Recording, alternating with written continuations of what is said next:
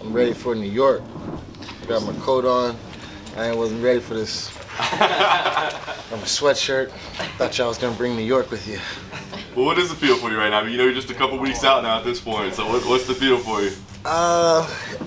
Good anxiousness. Got that feeling of, man, everyone's like, yo, 3 weeks, 4 weeks, this week you're gonna be a millionaire. A month you're gonna be a millionaire. So they've been saying that for a little bit. So it's actually like getting to the point where, like, when someone says that, like, I get a little bit of like this feeling of like wet palms, feeling like, oh, okay, yeah, we getting 4 weeks out, we getting close. So it's just that feeling of, one day closer.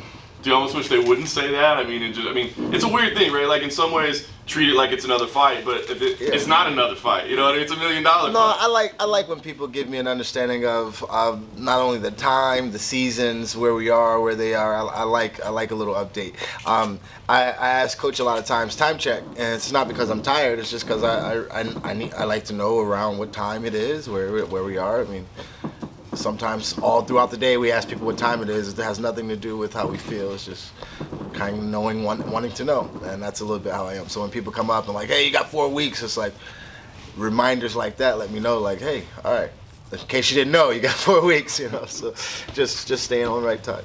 Nice. The matchup's kind of got a little flavor to it, right? It's been a little friendly rivalry between the two of you. Is that add to it, or I mean, do you try to put that aside, or what's your feel on that? No, I'm excited about the fight. I'm excited of all the fights on the card. As a fan and as a fighter and all the things included, I'm most excited about our fight. I'm most excited about our fight because of the fans. You guys get to see a good, good little rivalry. The British striker versus the American wrestler, yada yada yada. But the animosity is not as much as me wanting to fight a Chris Wade or something like that. But the championship level of mentality in me is saying nobody in the weight class can beat me. I don't care what organization. So the fact that I have a friendly foe, a frenemy right now in camp. I've made him a friend of me. I don't like him for this camp. He runs in the cage, and I want him to fight. I want to say all these nasty things, but real talk, he's a good guy, and I'm gonna try to take his head off. Period. Through the history of mixed martial arts, it seems like a lot of high-level wrestlers like fall in love with their hands and just they shy away from the wrestling. Like, what's the conversation within yourself? Because I know it feels good to lay hands on somebody, but at the same level, your wrestling is so top level. You guys see it as wrestlers falling in love with hands. It's wrestlers falling in love with winning. When you get a wrestler who understands how to use his hands, they fall in love with whatever is the easier route at that moment. If you look at most of the wrestlers throughout history, most of the champions throughout mixed martial art history have been wrestlers, and once they understand the concept of mixed martial arts, like we understand the concept of wrestling and all the facets that have to do with it, because wrestling itself has top, bottom, neutral, different things like that. There aren't many other combat sports that have that many different facets of a sport that you need, where you break down. Like, you break down passing, you break down tackling, you break down kicking, just like in football, you break things down. In other sports, you just kind of go through it. You don't really break things down. In wrestling, you have to be good on top. You have to be good on bottom. You have to be good on top. On your feet. There are different areas in which you have to add into it. So us wrestlers, when we learn the concept of mixed martial arts, we just get addicted to whichever the easiest route is to win. And a lot of times as a wrestler, knocking y'all asses out is the easier route, because we've been wrestling all our lives. Last thing for me, this win, what's it gonna mean to you? I mean, $1 million is life-changing, right? But a title belt means something, or is it maybe even something within yourself? You know what I mean? Of just obtain this. Like, what will this mean to you?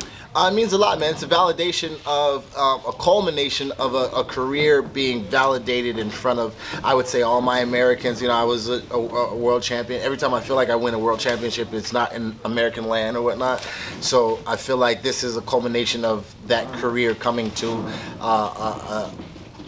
a forefront in front of all my fans. It's on the East Coast. I'm an East Coast guy. It's at the Mecca Arena. You can't get any bigger. Co-main event, so you can't have a bigger stage, a platform.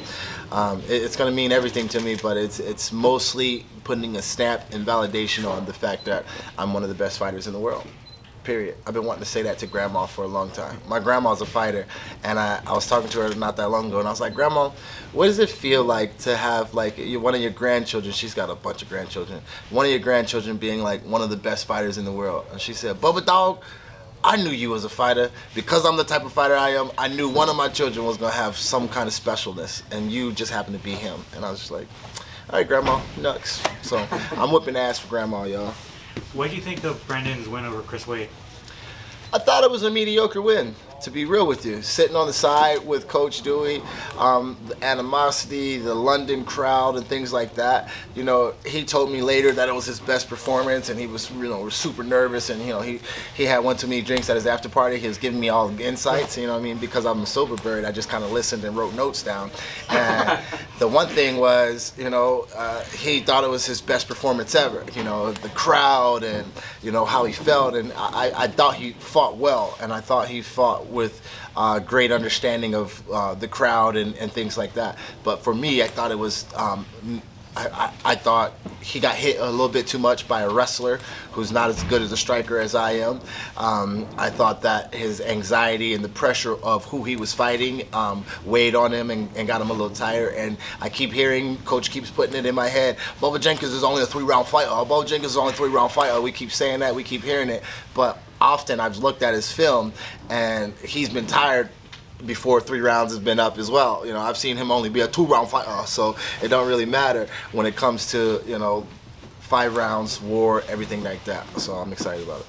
There's been an influx of Dagestani wrestling for many years. How's it going to feel to be an American wrestler, a PFL champion? It's gonna feel amazing. I could give 2 shits about Dagestani wrestling because their wrestling isn't American wrestling. I don't give a damn about Russian wrestling. I really don't. It's freestyle. It's not folk style. If they came over here and wrestled Americans in folk style, we would beat the shit out of Russian wrestlers because it's control, it's top. We don't just take you down and hope to maybe turn you or something like that. College wrestling, collegiate style, folk style wrestling is the #1 style of wrestling in all of mixed martial arts, period. At me, come at me, holla at me, whatever you want to do. Look at the champions, and all of those guys have a form of NCAA wrestling ability to it. Obviously, except Khabib, who's like an outlier of that type of wrestling. But when you want to do stats, statistics, belts, and rack them up, NCAA wrestlers versus Russia champions, and then you're going to find all the belts over here, and a couple of Nurmagomedovs and Agastanisans and whatever, you know.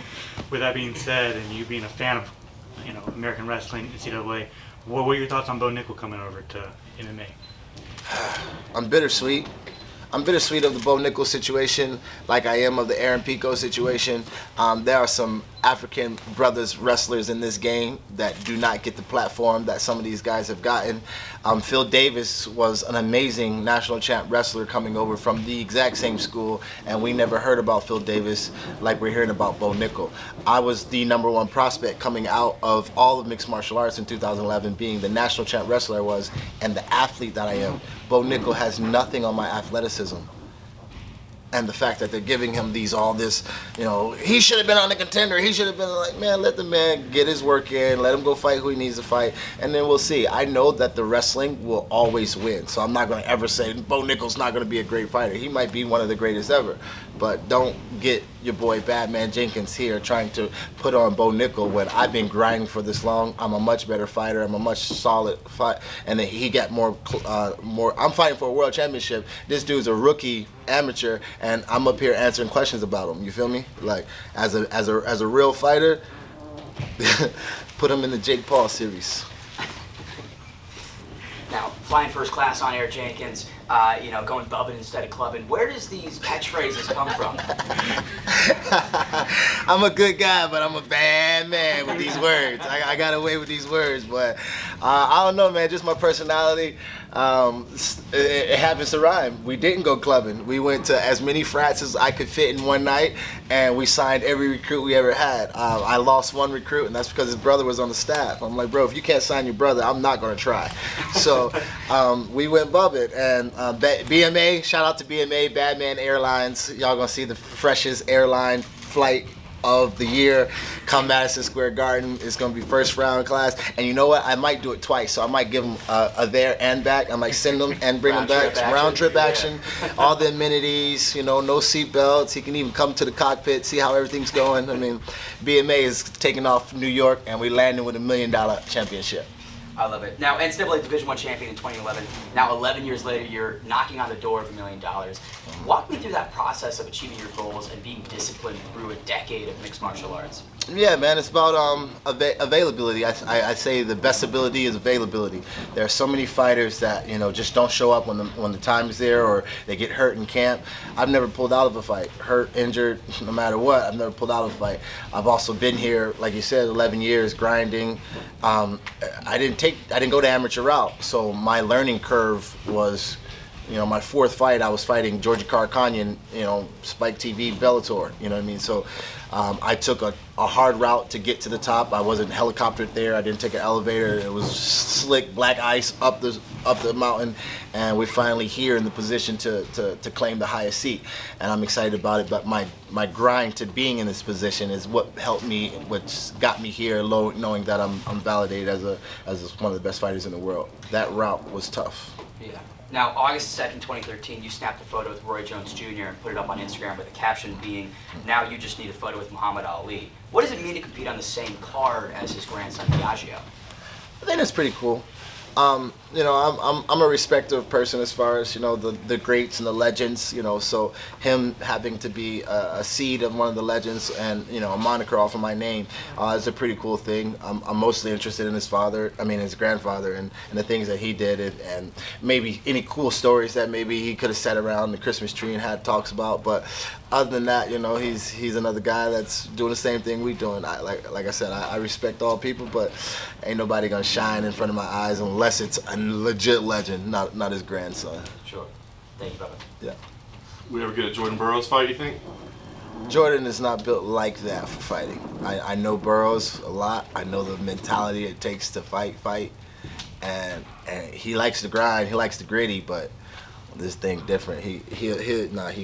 Jordan Burroughs will never fight. He will wrestle only. And could you talk about your relationship with Wiz Khalifa? You guys have linked up in the past few weeks? Yeah, man. So me and Wiz Khalifa played, when I was at Penn State, when I was doing my bubbing, I was running Penn State. When I was the president of Penn State, let's just say that, Wiz Khalifa came to town and he was doing his black and yellow tour. And, me being, the top guy at one of the frats and whatnot, he came into the frats and we had a good time. I don't think he would have remembered me, it was college time, it's years ago. And then when I heard that he was, involved with the PFL, I hit him up on Instagram, was like, hey man, a couple years back, we played beer pong together, yada yada. Didn't get an answer, so no big deal. Just being in the game, I actually he did a recording that was like, about Bad Man Jenkins, yada yada, is going, he did the voiceover, and then I messaged him about the voiceover. I sent him the clip of it, and he was like, oh yeah, congrats man, we'll see you in the tournament. And then one of my friends who I kind of was networking with, he was like, yo, Wiz is in town, I know you guys kind of are friends, let's link up. So I met up with Wiz, and I went to his hotel room, and as soon as he saw me, he's like, bad man, he brought me into the room, we hung out all night, we went to his concert, I was backstage, and I think he said he was going to come to the New York fight. He told me if I text him and let him know how serious it is, somebody's recording is done. He said if I text him and let him know how serious it is, I need him to be here, he'll show up. So yeah, my relationship with Wiz Khalifa is a good one, and we're gonna keep that PG-13 for now. All right. Is Gable Stevenson gonna fight? What do you say? Is Gable Stevenson gonna fight? I think Gable Stevenson will fight. The reason why I believe Jordan Burroughs might not fight, it's not because he's not a fighter. He's been getting silk sheet checks for a long time, and with that being said, why dabble in anything else when you are legitimately the greatest of all time, respectfully, in another sport? There's no need for him to even try to transition. There's only going to be doubters and haters in that field. Be the GOAT, stay the GOAT, do your thing. Even though I got to win over you. History is history, dog. Can't take that. All good? Perfect ending. Yeah.